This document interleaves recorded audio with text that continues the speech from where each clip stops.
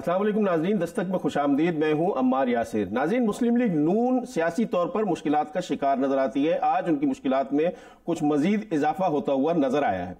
पाकिस्तान मुस्लिम league नून के सरपरस्त आला साबिक वज़ीर आज़म मियां नवाज शरीफ एक केस में अदालती जमानत पर हैं, जबकि अल अज़ीज़िया रेफरेंस केस का फैसला आने वाले दिनों में आ जाएगा।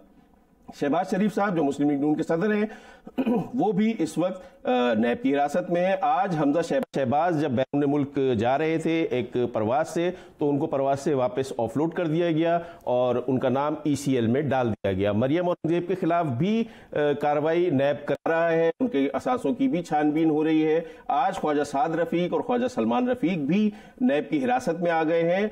हैरत अंगेज बात यह है कि पाकिस्तान मुस्लिम लीग नून इस वक्त खामोशी हुई है और जिस किस्म का रिएक्शन उनकी तरफ से मुतवक्के था वो रिएक्शन उनकी तरफ से नहीं आ रहा। इसकी क्या वजह है, क्यों ऐसा हो रहा है? आज मियां नवाज शरीफ ने अदालत से बाहर, एहतसाब अदालत के बाहर मुख्तसर गुफ्तगू की और अपनी बेबसी का इजहार किया। ज़रा वो शॉट चलवाएं जो मियां नवाज शरीफ साहब ने अपनी बेबसी का जिसमें इजहार किया है, वो ज़रा शॉट चलवा दें प्लीज़। आपका हंसा मुस्कुराना भी कम हो गया, बातचीत बहुत कम करते हैं आप। मोबाइल थोड़ा कैसा तो खुलकर रो भी नहीं सकते। हमारे साथ नाज़रीन मौजूद हैं इफ्तिखार अहमद साहब, सीनियर सहाफ़ी हैं और आमरीतों में उनका किरदार रहा है। उन्होंने मैदान में जाके आमरीतों के खिलाफ लड़ाई की है। तो आज हम उनसे गुफ्तगू करेंगे, इफ्तिखार अहमद साहब से। उनसे ये जान लेते हैं कि ये सारा मामला है क्या। इफ्तिखार अहमद साहब, अस्सलाम वालेकुम। इफ्तिखार अहमद साहब, अस्सलाम वालेकुम।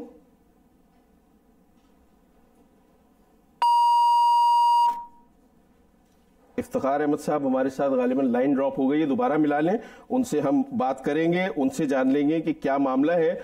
दूसरी बात, पीपल्स पार्टी भी मौजूदा सूरत हाल में कुछ मुश्किलात का शिकार है। 13 दिसंबर को उनके चेयरमैन बिलावल भुट्टो जरदारी और आसिफ अली जरदारी साहब को भी तलब किया गया है कुछ मामलात में, और आहिस्ता आहिस्ता नैब का घेरा तंग होता जा रहा है। फवाद चौधरी साहब वजीर इत्तलात, उन्होंने आज फरमाया कि आसिफ अली जरदारी और नवाज शरीफ साहब अब इलेक्शन नहीं लड़ेंगे, अब वो सियासत नहीं करेंगे बल्कि जेल जाएंगे।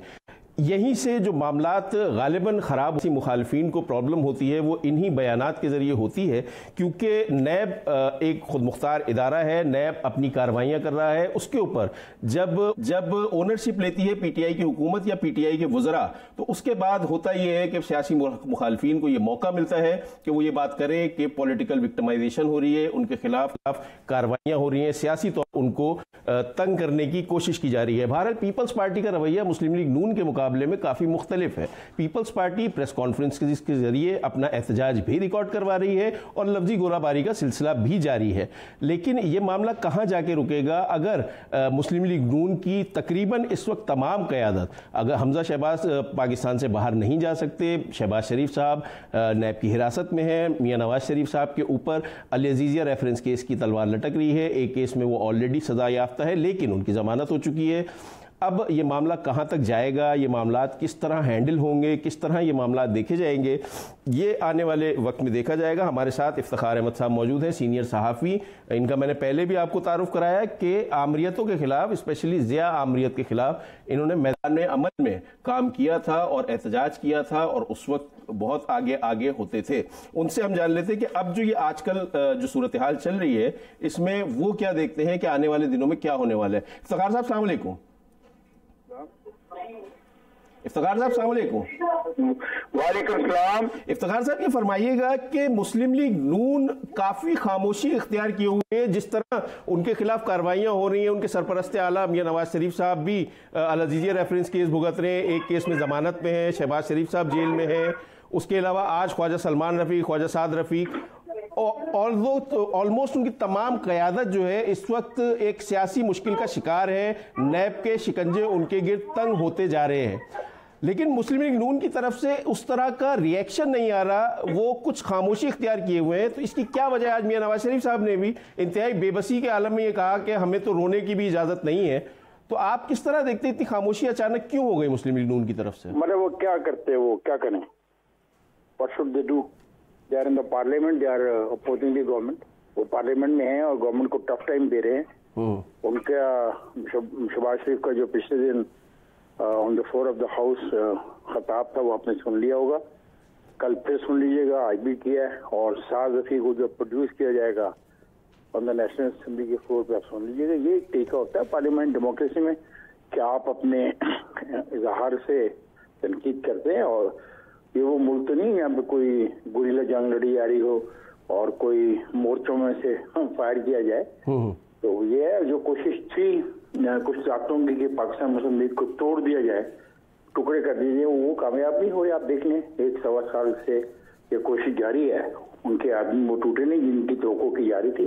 अभी आखिरी कोशिश है, इसमें सब क़यादत को जेल में फेंका जाएगा और फिर देखा जाएगा कि क्या करना है, क्योंकि 7 जो है नशिस्तें ज्यादा हैं पीटीआई के पास कौमी असेंबली में। अगर वो 7 नशिस्तें आज कम हो जाएं या 7 जो दोस्त हैं उनकी हमायत करनी छोड़ दें, तो मैंने जो अर्ज की है ये सियासत है, सियासत में ऐसे किया जाता है, सियासत में कोई बमबारी नहीं की जाती, मोर्चे नहीं होते हैं, कोई डायनामाइट नहीं बिछाए जाते, रास्ते में बरूदी सूंगे नहीं बिछाई जाती मुखालफों के। एक पॉलिटिकल प्रोसेस है, गिरफ्तारियां उसका हिस्सा है। जब गिरफ्तार हो जाएंगे तो फिर देखना है कि क्या पार्टी सरवाइव करती है इन द पार्लियामेंट। अगर तो पार्टी सरवाइव करती है इन द पार्लियामेंट, जो दूसरों का प्लान है वो ये है कि अगर 2 साल के अंदर अंदर इस पार्टी को खत्म कर दिया जाए, दबाव के तहत मुकदमात के जरिए। कुछ जब मुकदमात को नहीं फेस कर सकते या खौफ के ताबे या वो मुश्किलात का सामना करने से हिचकिचाते हैं, तो वो अपनी वाबस्तगियां बदल लें। तो 2 साल का अर्सा है इनके पास, और एक साथ छोटा मोटा अच्छा को काम भी कर जाएं। तो ये कॉम्बिनेशन इनको दिया गया है, लेकिन I don't think this combination is going to work at all. क्योंकि देखिए इस मुल्क के अंदर यही मसला है कि जिस तरीके से आप अपने मुखालफिन को जेलों में भिजवा रहे हैं, तो कल इन्हीं कवानीन का इतलाक आप पर होगा तो ये एक मजाक है। ऐसा नहीं है मतलब मैं आपको गिरफ्तार कर लूं और गिरफ्तार करने के बाद मैं आपके खिलाफ वादम अफवाह पैदा करूं, ऐसा नॉर्मली होता नहीं है। जो केस तैयार करते थे अदालतें करती हैं या तफ्तीशी इदारे करते हैं, इतना सॉलिड करते हैं कि वो केस तैयार करके अदालत के आगे पेश करते हैं कि जनाब ये हमारा केस है, कल से हम मुकदमे की समाअत शुरू कर रहे हैं। अब देखो महीनों से लोग इनके पास हैं, लेकिन किसी मुकदमे की बाकायदा समाअत तो शुरू नहीं हुई। तो आप इसको कैसे लेंगे? देखना आप भी एक पाकिस्तान के शहरी हैं, आप पढ़े लिखे इंसान हैं, आप हसास लोग हैं, तो ये अगर रवैया रहा तो ये रवैया पाकिस्तान की जमहूरियत के लिए मुनासिब नहीं है। पाकिस्तान फेडरेशन का नाम है, अगर फेडरेशन के एक यूनिट में ये हो रहा है तो ये कल मैं तवक्को कर रहा हूँ कि सिंध में भी ऐसा होने वाला है। बिल्कुल। तो 2 पॉलिटिकल पार्टीज के साथ, अगर बड़ी पॉलिटिकल पार्टीज के साथ आप ये करेंगे तो ये फिर बात कहाँ तक जाएगी, इसको भी तो हमें सोचना चाहिए ना। देखना मैं जीत जाना बड़ी बात नहीं है, जीत को सस्टेन करना और जो आपने वादे किए हैं अवाम के साथ उन पे अमल दरामद करना। मतलब कह रहे हैं कि 100 दिन हो गए हैं, मुझे कुछ नहीं पता बाकी इलाकों का, मैं एक शहर में रहता हूँ, मैं शहर के हवाले से बात करता हूँ। मेरा इन दोस्तों को दावत है कि मुझे बताएं कि जिस शहर में मैं रहता हूँ लाहौर में, इन 100 दिनों में इस शहर के अंदर कौन सी तब्दीली आई है। ट्रैफिक में आई है, सफाई में आई है, ग्रीनरी में आई है, मैनेजमेंट में आई है, सिटी डिस्ट्रिक्ट गवर्नमेंट के रवैये में आई है, ट्रांसपोर्ट में आई है, इंक्रोचमेंट के खात्मे में आई है, किस जगह पे आई है। तो कंपैरिजन तो करना पड़ेगा। जब आप कंपैरिजन करते हैं तो ये नाराज हो जाते हैं। इफ्तिखार साहब ये फरमाइएगा कि पीपल्स पार्टी की तरफ से जो रिएक्शन है, जैसे आपने खुद फरमाया और हमें भी ऐसा नजर आ रहा है, 13 दिसंबर को बिलावल साहब को भी बुलवाया गया है, पीपल्स पार्टी कम से कम प्रेस कॉन्फ्रेंसिस के जरिए लफ्जी गोलाबारी तो कर रही है। आज चांडियो साहब ने भी ये फरमाया कि वो एहतजाज करेंगे और स्ट्रीट एजिटेशन की तरफ भी जा सकते हैं। बट मुस्लिम लीग नून तो बिल्कुल, क्योंकि मियां नवाज शरीफ साहब ने वोट को इज्जत दो का नैरेटिव पेश किया था, बट अब बिल्कुल खामोश है वो। मैंने आपसे पहले आपसे कहा कि देखो सियासत में कोई गुरिल्ला वॉर नहीं होती है। सियासत आप पार्लियामेंट में लड़ेंगे ना, तो पार्लियामेंट में जो बात शहबाज शरीफ कह रहा है उसका जवाब देंगे, और पंजाब की असेंबली में जो इनको तनकीद का सामना करना पड़ रहा है उसका जवाब दें। और ये तरीका दोस्त, दूसरा तरीका गलत हो जाएगा। अगर रोड्स के ऊपर ब्लॉकेड हो जाती है, रोड्स पे आ जाते हैं आंसू गैस चलती है, लाठी चार्ज होता है, कोई नुकसान इंसानी हो जाता है, तो मामला खराब होंगे, अच्छे नहीं होंगे। हम लोग ये अफोर्ड नहीं कर सकते हैं। ये हमने सीखा है जो धरने वालों से कि इतना अर्सा धरने के बाद अल्टीमेटली क्या हुआ, इलेक्शन हुआ ना, और इलेक्शन में उनको कामयाबी होगी। अब वो जाए अपना प्लान जो है मनसूबा उस पर अमल दरामद करें। और आप कहते हैं कि पीपल्स पार्टी जुलूस निकालेगी, हाँ पीपल्स पार्टी जुलूस निकालेगी, 6-7 दिन तक छोटे छोटे जलसे जुलूस कर सकती है, वो करेगी। लेकिन मेरा नहीं ख्याल कि पीपल्स पार्टी को सिविल नाफरमानी की तरफ चली जाएगी। इमरान खान साहब तो सिविल नाफरमानी तक चले गए थे। इन्होंने लोगों से कहा था टैक्स मत दो, इन्होंने गैर मुल्की जो पाकिस्तानी बैठे उनको कहा था कि पाकिस्तान में पैसे ना भेजो, तो उसका नतीजा क्या निकला, मजाक बातें की और उनका ठट्ठा उड़ा। ऐसा नहीं होता, सियासत एक बड़ी मेच्योरिटी का नाम है। अब देखो मियां साहब ने कहा कि मैं तो उनसे सवाल किया गया कि आप पता नहीं हंसते नहीं, मुस्कुराते नहीं, उन्होंने कहा मैं बोल भी नहीं सकता। तो एक पता नहीं नगमा सा है, कुछ कहा भी नहीं और कुछ कह भी, कुछ भी ना कहा और कह भी गए। हाँ वो ये थैंक यू वेरी मच, आप बहुत अच्छे शायर रखते हैं, मुझे मैं फारूक हूँ। तो अब वो सब कुछ कह गए हैं जी। देखो सियासत में खिंचाव को ज्यादा ना होने दो खुदा के लिए। मैं am old man, I have seen the politics from very close angle. खिंचाव में बहुत नुकसान है। एक ऐसा दिन था पाकिस्तान की तारीख में कि पीएनए तैयार थी बात करने को, लेकिन महरूम अजहर खान और मोहतरमा नसीम अली खान का सवाल ही नहीं पैदा होता।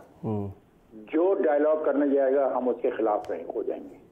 नतीजा क्या निकला, 10 साल इस मुल्क के जाया हो गए, जमहूरियत 10 साल दूर चलेगी महज 2 आदमियों की जाती अनाज की वजह से, और तीसरा आदमी जो लगता। तो आपको फैसले पॉलिटिकल करने होते हैं। बुरा लगा, अजीब सा लग रहा है ना जी। कभी आपने देखा था प्राइम मिनिस्टर कोई ऐसे अदालतों में जाते आते? नहीं। भुट्टो साहब के साथ इन्होंने ये किया, बिल्कुल, एंड दे हैंग्ड हिम। उसके बाद ऐसा नहीं हुआ। इससे पहले एब्डो में होता था, इससे पहले सोबर्दी साहब अदालतों में पेश हुए, ये हुए है। लेकिन हमें इससे ज्यादा न तवक्को करें कि वो जुलूस निकालेंगे, जलसा निकालेंगे। मैं इसलिए जुलूस और जलसे के खिलाफ हूँ कि उसमें फिर कैजुअलिटीज होती हैं, फिर उसमें ऐसी फोर्सेज इन्वॉल्व हो जाती हैं जो ना आपके काबू में होती है ना मेरे काबू में होती है। दुरुस्त बात। फर्ज करें यहाँ पे एक तहरीक चला लेती है पीपल्स पार्टी और पाकिस्तान मुस्लिम लीग नून मिलकर पॉलिटिकल, उसमें मजहबी इंतहा पसंद शामिल हो जाते हैं। अब आप मना तो नहीं कर सकते जुलूस और जलसे में, कभी तुम लोग आओगे और तुम नहीं आओगे। दुरुस्त बात। और वो मजहबी इंतहा पसंद सारी की सारी तहरीक को हाईजैक कर लेते हैं, जैसे पीएनए की तहरीक हाईजैक हुई थी। तो फिर नतीजे क्या होंगे? तो माफ कीजिएगा मेरी बातें नहीं, आप बिल्कुल दुरुस्त फरमा रहे हैं इफ्तिखार अहमद साहब, बिल्कुल दुरुस्त फरमा रहे हैं कि सियासत में मामलात को इस हद तक आगे नहीं ले जाना चाहिए जहां पे पॉइंट ऑफ नो रिटर्न आ जाए और फिर मामलात जो है कहीं और चले जाएं और कहीं और मामलात को डिस्कस किया जाए या मामलात को सॉल्व किया जाए किसी और तरीके से। बहुत बहुत शुक्रिया। बड़े दुख की बात है मेरे दोस्त, वो भी सॉल्व नहीं कर सके जी। 4 मरतबा इक़्तिदार में आए, 4 मरतबा। एक दफा ऐसा कोई कानून बना के नहीं गए कि खराबी के खात्मे की वजह वो कवानीन बनते। दुरुस्त बात। बहुत बहुत शुक्रिया इफ्तिखार साहब आपका। हमें ब्रेक पे जाना है, एक ब्रेक के बाद नाज़रीन दोबारा आपकी खिदमत में हाजिर होते हैं। एक ब्रेक लेते हैं, ब्रेक के बाद दोबारा हाजिर होते हैं।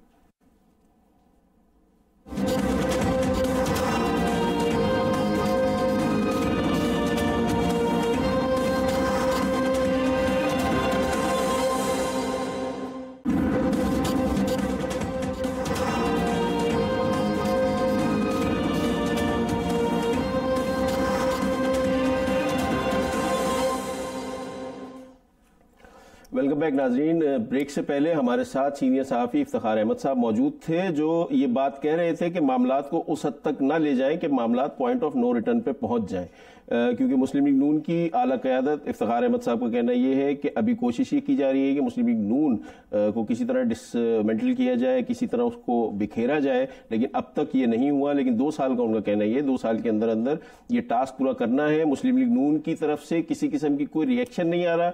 उसका जवाब उनका ये था कि पार्लिमानी जमहूरियत में जवाब पार्लिमान में दिया जाता है, सड़कों पर देना बात कहीं और ले जाएगा। हमारे साथ अब मौजूद है अजहर सिद्दीक साहब, एडवोकेट हैं और उनसे हम इससे पहले भी अपने प्रोग्रामों में गुफ्तगू कर चुके हैं। अजहर सिद्दीक साहब, अस्सलाम वालेकुम। अजहर साहब, ये फरमाइएगा कि आज ख्वाजा साद रफीक और ख्वाजा सलमान रफीक साहब अरेस्ट हो गए। शहबाज शरीफ साहब ऑलरेडी हिरासत में है। मियां नवाज साहब अल अजीजिया रेफरेंस केस में हैं, उनके ऊपर एक तलवार लटक रही है। मरियम औरंगजेब साहिबा के खिलाफ भी असासों की तहकीकात शुरू हो चुकी हैं। शहबाज शरीफ साहब, हमजा शहबाज को आज तैयारे से ऑफलोड कर लिया गया। कहाँ जाते हुए देख रहे हैं मामला था? बहुत शुक्रिया।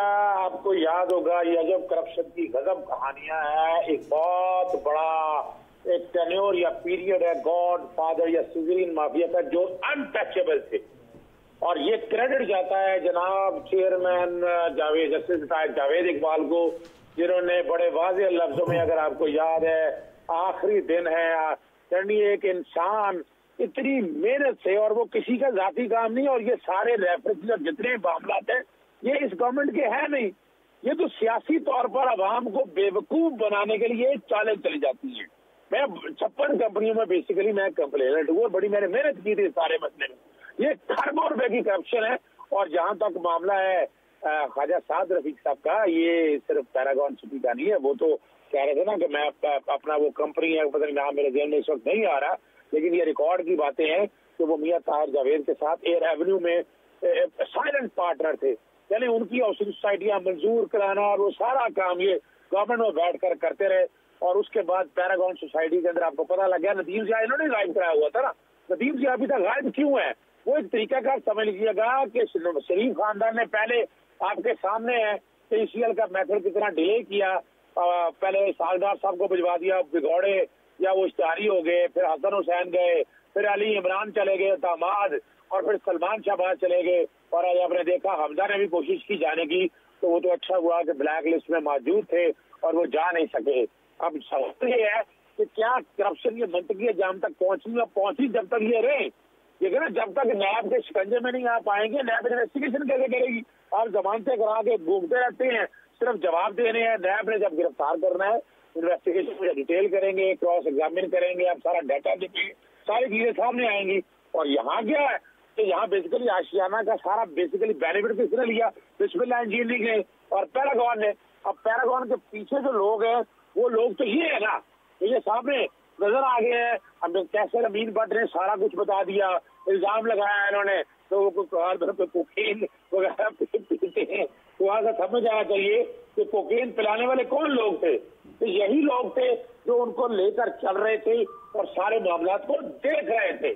अब नैब ने इनको पकड़ लिया। अभी तो और चीजें आपको बता दूं, मैं सुप्रीम कोर्ट में मौजूद था उस दिन जब वो मामला इस हवाले से आगे लेकर, जब वो मामला चला, जब LDS सिटी के हवाले से, LDS सिटी के अंदर अब जो फ्रंट लाइन पे जो प्रॉपर्टी डीलर्स थे जिन्होंने जमीनें इकट्ठी करके देनी थी, जमीनें तो 60,000 कैनाल इकट्ठी करके देनी थी, वो थोड़ी सी जमीनें उन्होंने इकट्ठी की और पीछे से निकल गए।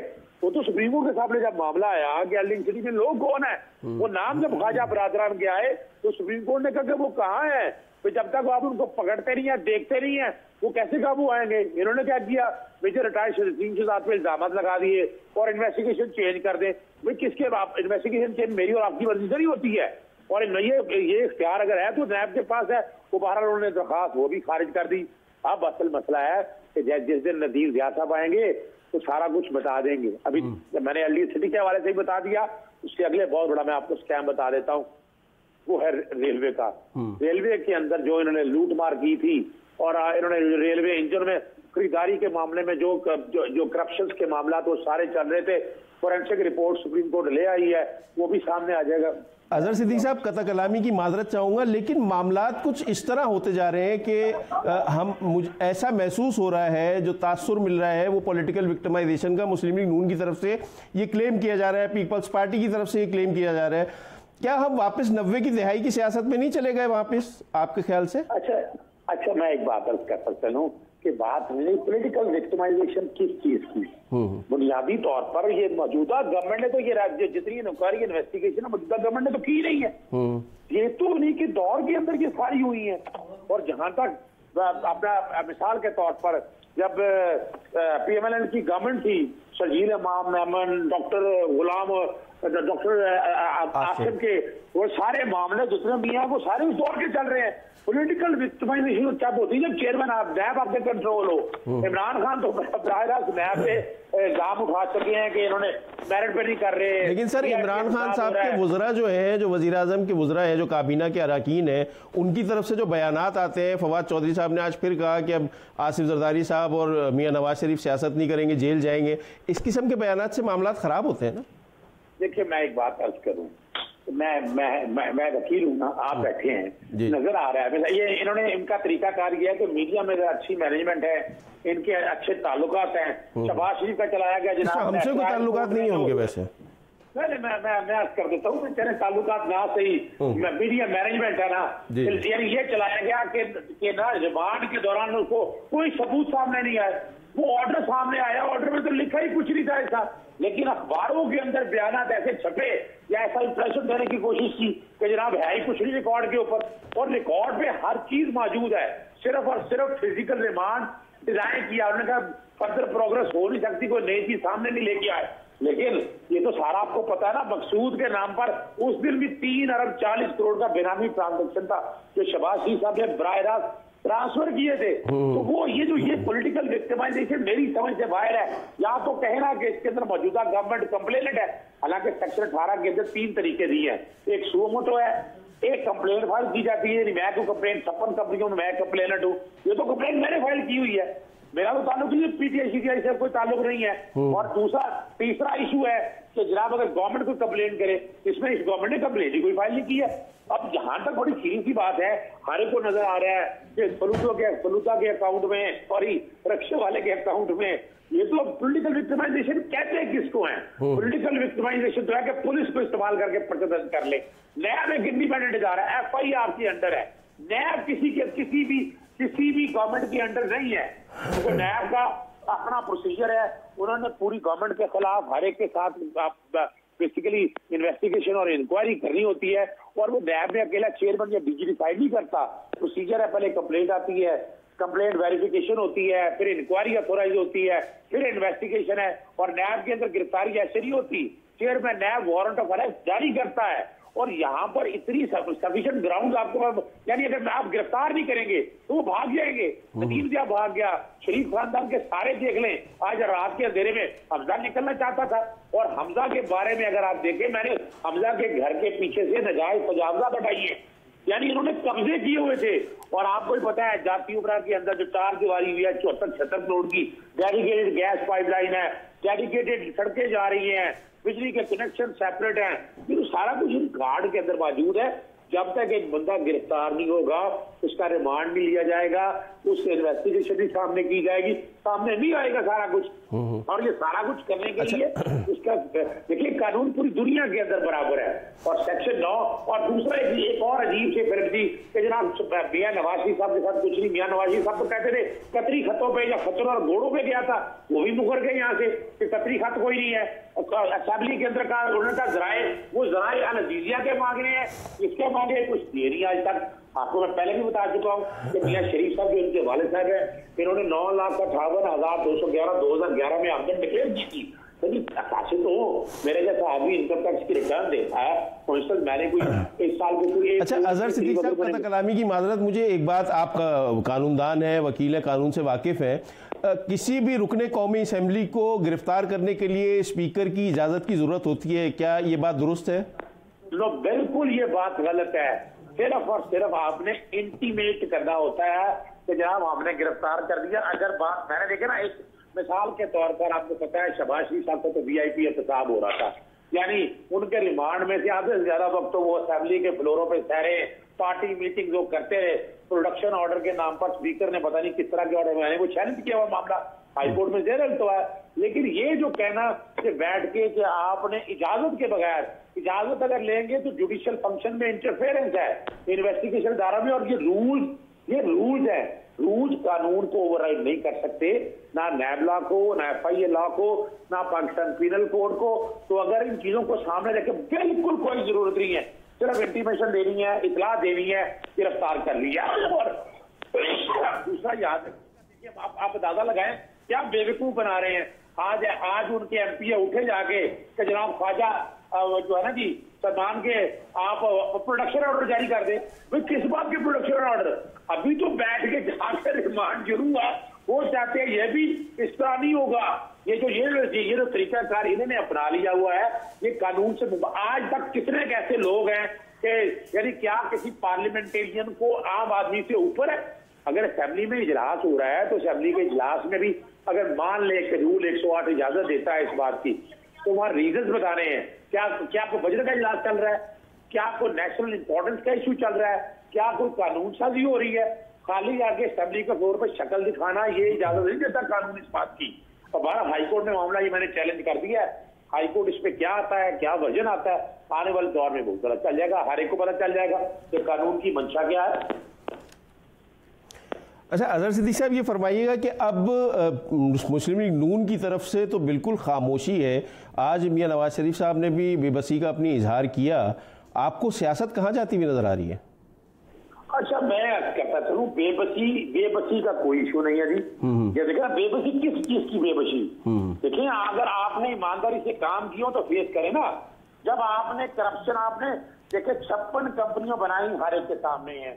मेट्रो का कोई प्रोजेक्ट उठा के देख ले। अजहर सिद्दीकी साहब, आपकी बात कटती है, मुझे माजरत, आपकी कता कलामी की माफी चाहता हूं, लेकिन ये जो कंपनीज का जिनका आप जिक्र कर रहे हैं या जो कुछ भी इनके ऊपर इल्जामात हैं, ये 2 दिन में तो नहीं बन गए, या पिछले 10 साल में या पिछले 5 साल में तो ये नहीं बना। ये तो किस्सा 1990 से, बल्कि अगर आप और पीछे चले जाए तो 1985 से चला आ रहा है। तो अब अचानक मैं हरकत करता चलूं, क्योंकि मैं इस मामले, मैंने 56 कंपनियों का मामला मैंने ही उठाया है।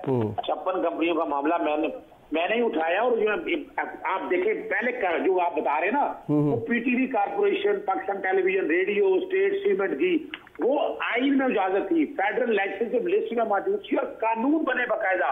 उस कानून के तहत ये कंपनियां तो ठप्पे लगा के डीसी ऑफिस में कंपनियां बन गई। उन्होंने कहा हम एससीसीपी से रजिस्टर्ड नहीं होंगे, हम ऑडिटर जनरल को ऑडिट नहीं कराएंगे। ये तो सारा रिकॉर्ड की चीजें है ना, सारा कुछ। यानी आपने लोकल गवर्नमेंट के इख्तियारात जो आर्टिकल 7 के तहत उठा के प्राइवेट, यानी घर की कंपनियां, एक आदमी ब्यूरोक्रेट बनता है, सीएसएस का इम्तहान देता है, उसके जिम्मे ये काम थे।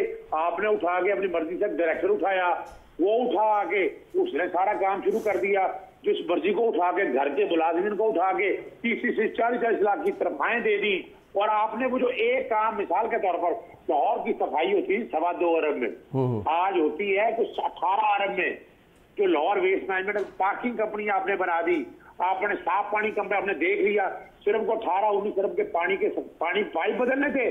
और वो मिनरल वाटर के नाम पर भी आपके सामने आ गया। सुप्रीम कोर्ट ने साबित कर दिया कि सब पानी में बेवकूफ बनाया जा रहा है। बहुत बहुत शुक्रिया अजहर सिद्दीकी साहब, हमारे साथ मौजूद थे। बहुत बहुत शुक्रिया आपका। हमें एक ब्रेक लेनी है नाज़रीन, प्रोग्राम में एक ब्रेक शामिल करते हैं। ब्रेक के बाद हाजिर होते हैं।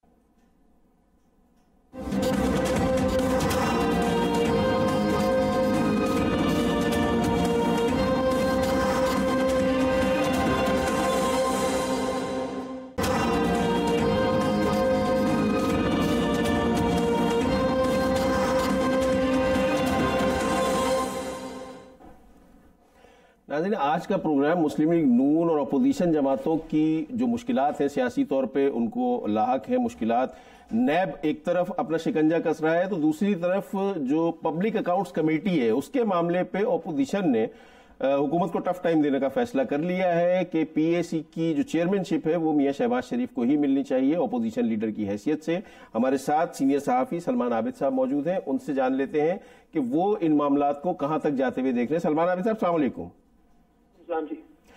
सलमान साहब, ये फरमाइएगा कि ये एक ऑब्वियसली ये आइन में तहरीर नहीं है कि अपोजिशन लीडर को पीएसी का चेयरमैन बनाया जाए, लेकिन एक जमहूरी रिवायत है जो गुज़श्ता 10 सालों से चली आ रही है। पाकिस्तान तहरीक इंसाफ तैयार नहीं है शहबाज शरीफ साहब को पीएसी का चेयरमैन बनाने के लिए। तो ये मामला कहाँ जाएगा? अगर पार्लिमानी कमेटियां ही नहीं बनेंगी तो लेजिस्लेशन किस तरह होगी, मामलात किस तरह संभलेंगे? देखिए, जैसे आपने खुद कहा कि ये मामला क्योंकि कानूनी नहीं और सियासी है, क्योंकि कानून में तो ये कोई नहीं लिखा हुआ था कि अपोजिशन लीडर को जो है ना ये अपना पब्लिक अकाउंट कमेटी का चेयरमैन बनाया जाएगा। अब सियासी तौर पे पिछले 10 वर्षों से ये चला आ रहा था, लेकिन अब मसला सिर्फ ये नहीं है कि पब्लिक अकाउंट कमेटी का जो चेयरमैन है वो अपोजिशन से होना चाहिए। बुनियादी बात जो सियासी तौर पे फैसला हुआ था वो अपोजिशन से होना चाहिए था। अब मसला ये है कि शहबाज शरीफ साहब अपोजिशन लीडर हैं, अब उनके बनाने के ऊपर मसला ये है कि जो पब्लिक अकाउंट कमेटी ने जिन मामलात की छानबीन करनी है, जिन पे तफ्तीश करनी है, जो इल्जामात हैं, जो शवाहिद हैं, उनके ऊपर तहकीक होगी, तो क्या शहबाज शरीफ साहब ये काम खुद कर सकेंगे जब वो पब्लिक अकाउंट कमेटी के चेयरमैन होंगे अपने ही खिलाफ? तो इसका इम्कान बहुत कम था। इसीलिए तहरीक इंसाफ ने ये बुनियादी मुतालबा किया था कि हम अपोजिशन जमातों से ही लेंगे, लेकिन आप अपना नाम जो है वो शहबाज शरीफ साहब की जगह किसी और की तरफ लें, क्योंकि शहबाज शरीफ साहब के ऊपर कई तरह के संगीन नोयत के इल्जामात हैं। अभी जुर्म साबित नहीं हुआ, लेकिन उनके ऊपर इल्जामात हैं। तो इसलिए पीटीआई का मौक़िफ़ ये था कि उसके ऊपर उनके मुकाबले में किसी और को बना दिया जाए, जिसमें सरदार यार सादिक साहब का भी नाम आ रहा था, एहसन इकबाल साहब का भी नाम आ रहा था। लेकिन अब पीएमएलएन जो है वो इस बात पे बज़द है कि ये काम सिर्फ शहबाज शरीफ साहब ही का होगा और शहबाज शरीफ साहब को ही पब्लिक अकाउंट कमेटी का चेयरमैन बनाया जाएगा, जिसकी वजह से ये डेडलॉक पैदा हुआ है। क्योंकि पीएमएलएन ये समझती है कि अगर शहबाज शरीफ साहब, क्योंकि क़यादत जो है सारी उनके पास, शरीफ खानदान के पास है, तो वो ऐसा फैसला कोई नहीं करेंगे जिस फैसले में नवाज शरीफ या शहबाज शरीफ को आउट किया जाए। तो इसलिए पॉलिटिक्स को उन्होंने अपनी ज़ात तक और अपनी फैमिली तक घेरा हुआ है, जिसकी वजह से पीएमएलएन को इस वक्त मुसीबत का, मुश्किलात का सामना है। और मैं समझता हूँ, ज़ाती तौर पर मुझे लगता है कि पीटीआई इस बारे में काफी कन्विंस्ड है कि शहबाज शरीफ या ख्वाजा आसिफ के अलावा जो भी नाम अपोजिशन जमातों की तरफ से आएगा उस पर हम इसको पब्लिक अकाउंट कमेटी का चेयरमैन बना देंगे।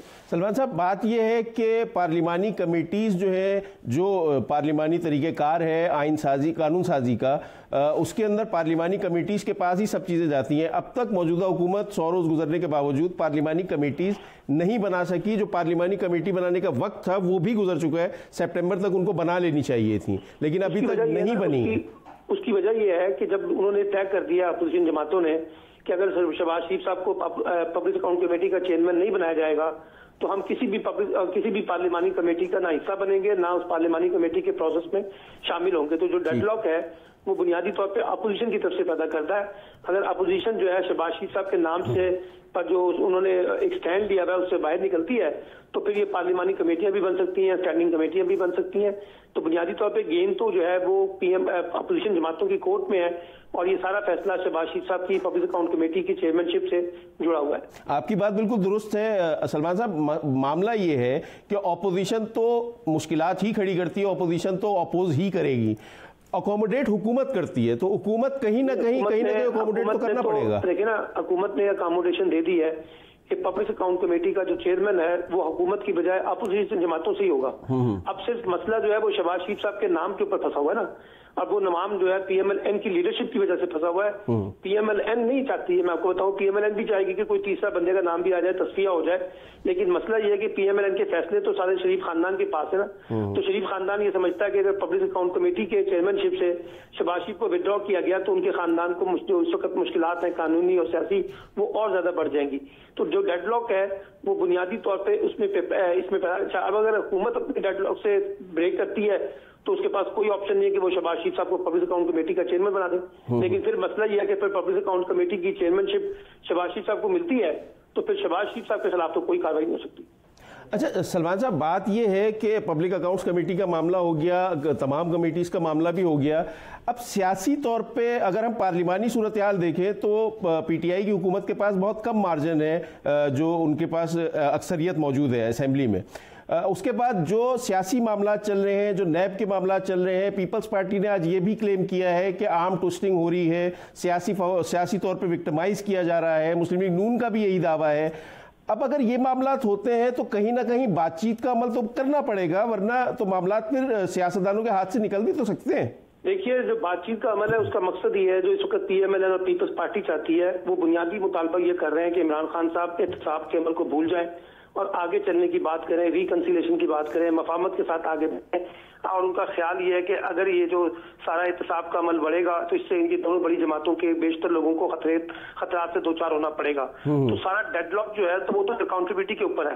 ये नहीं कहा जा रहा कि हम अकाउंटेबिलिटी प्रोसेस के अंदर जो रुकावटें हैं उसको दूर करने के लिए अपोजिशन जमातें जो हुकूमत का साथ देने के लिए तैयार है। कहा यह जा रहा है कि आप इस पर तस्फिया करें, आगे बढ़े, मफाहमत करें और भूल जाएं एहतसाब के अमल को। और यही वजह है कि अब जो इस वक्त पीएमएलएन भी और पीपल्स पार्टी भी बुनियादी नैरेटिव ये डेवलप कर रहे हैं कि जुडिशरी का, नैब का और इमरान खान साहब का जो हुकूमत का जो नेक्सस है, गठजोड़, वो जो है ना वो है, और उसकी वजह से अपोजिशन जमातों को पॉलिटिकली विक्टिमाइज किया जा रहा है। एक बात समझने की है वो ये कि इस हुकूमत ने अभी तक किसी के खिलाफ कोई पर्चा दर्ज नहीं करवाया, कोई मुकदमा दर्ज नहीं किया। ये ज्यादातर मुकदमात वही है जो पहले से चले आ रहे हैं, और नैब भी वही है जो अपोजिशन जमातों ने उस वक्त की और हुकूमत ने मिलकर चेयरमैन नैब का तकर्रर किया था। तो अभी तो खुद हुकूमत ने बराह रास्त कोई ऐसा इंतकामी कार्रवाई वाली बात नहीं की है। आपने देखा इमरान खान साहब ने कहा था कि अगर नैब मेरे हाथ में होता तो अब तक 50 लोगों को मैं अरेस्ट करवा चुका होता। और आपने देखा कि जो नैब के अंदर भी बेशतर वो अरकान भी हैं जिनके खिलाफ मुकदमे चल रहे हैं या जिनके खिलाफ कार्रवाइयां चल रही हैं या इन्वेस्टिगेशन हो रही है, जो इस वक्त हुकूमत के अंदर बैठे हुए। इसमें परवेज खटक भी है, उसमें अलीम खान भी है, उसमें और बहुत से लोग शामिल हैं। तो मसला ये है कि अब जो हुकूमत के जो डेडलॉक जो आपने जो पार्लिमानी पॉलिटिक्स की बात की है, इमरान खान साहब को ये समझ आ रही है कि जो कानून साजी तो वो कर नहीं सकते उस तरह से जो वो करना चाहते हैं। अपोजिशन जमातें उनको वो साथ नहीं देंगी जो वो मांगना चाहते हैं। तो इसीलिए ऑर्डिनेंस की बातें आ रही हैं और उसके ऊपर एक बड़ी फ्रस्ट्रेशन पाई जाती है अपोजिशन जमातों में कि पार्लियामेंट की मौजूदगी में कि जो है ना ऑर्डिनेंस लाया जाए। लेकिन इमरान खान साहब को नजर आ रहा है कि पार्लियामेंट में शायद कानून साजी ना हो सके और उसके लिए उन्हें 70 डेज के लिए 90 डेज के लिए जो हमारे पास एक कानूनी गुंजाइश मौजूद है कि कोई ऑर्डिनेंस जो है एक महदूद मुद्दत के लिए लाया जा सकता है। तो इसलिए हुकूमत के अंदर इस वक्त जो है यही ऑप्शन जेर गौर है ऑर्डिनेंस लाने के हवाले से। और जो पार्लिमानी पॉलिटिक्स हमारी इस वक्त वीक है उसकी दो वजूहात हैं। एक वजह तो यह है कि हुकूमत के पास मेजॉरिटी नहीं है, और दूसरी बड़ी वजह यह है कि खुद अपोजिशन जमातें जो है जिस किस्म की अमेंडमेंट और जिस किस्म की तरामीम इमरान खान साहब करना चाहते हैं वो समझती है कि ये उनके लिए खतरा है। और सलमान साहब यही गालिबन वो वजह है जिसकी वजह से इमरान खान साहब ने गुज़श्ता दिनों अपने इंटरव्यू में अर्ली इलेक्शंस की भी बात की थी। ये वजह हो सकती है? देखिए वो उन्होंने कही थी, लेकिन वो मैं समझता हूँ कि उनकी थोड़ा सा एक स्ट्रेटेजी वाइज था।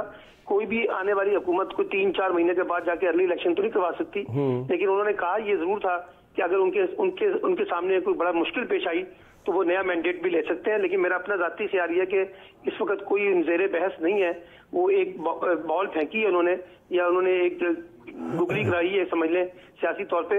लेकिन अगर कोई अर्ली इलेक्शन की बात निकली तो 2 साल से पहले तो कम से कम ये मुमकिन नहीं है। बहुत बहुत शुक्रिया। सलमान आबिद साहब हमारे साथ मौजूद थे, तफसीलन इज़हार ख्याल कर रहे थे जो पार्लिमानी कमेटीज़ का मामला है, क्योंकि पार्लिमानी निज़ाम हुकूमत में कानून साजी के लिए पार्लिमानी कमेटीज़ का होना ज़रूरी है। वक्त काफ़ी बीत चुका है, सितंबर में ये करना था, पार्लिमानी कमेटीज़ का मामला तय करना था। पार्लिमानी कमेटीज़ जो है उनको तय करना था कि पार्लिमानी कमेटीज़ बन जाए, लेकिन पीएसी के मामले पे आके एक डेडलॉक किसी सूरत हाल है। मुस्लिम लीग नून चाहती है, अपोजिशन पार्टीज चाहती हैं कि मियाँ शहबाज शरीफ पीएसी के चेयरमैन बने, लेकिन पाकिस्तान तहरीक इंसाफ और ख़ुद वज़ीर आज़म इमरान खान साहब ने ये बात बहुत क्लियरली कह दी है कि मियाँ शहबाज शरीफ किसी भी सूरत में पब्लिक अकाउंट्स कमेटी की चेयरमैनशिप उन्हें नहीं दी जाएगी। आज के प्रोग्राम से नाज़रीन बस इतना ही। कल दोबारा नए मौज़ूआत के साथ आपकी खिदमत में हाजिर होंगे। इजाज़त दीजिए, खुदा हाफिज़।